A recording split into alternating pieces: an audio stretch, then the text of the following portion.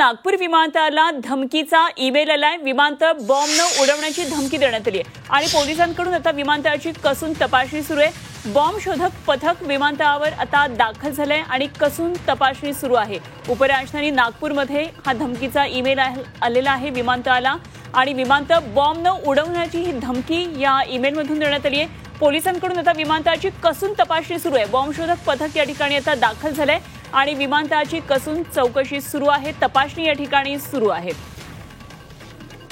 नागपूरमधून ही मोठी आणि एक महत्त्वाची बातमी येते। विमानतळावर धमकी आलेली आहे, विमानतळ उडवून देण्याची धमकी या ईमेलमधून देण्यात आलेली आहे। त्या दृष्टीने आता पोलिसांचा तपास सुरू आहे। या धमकीमध्ये कितपत तथ्य आहे या संदर्भातली आता सगळी ही तपासणी या ठिकाणी सुरू असल्याचं कळतंय। नागपूर विमानतळाला धमकीचा हा ईमेल आलाय।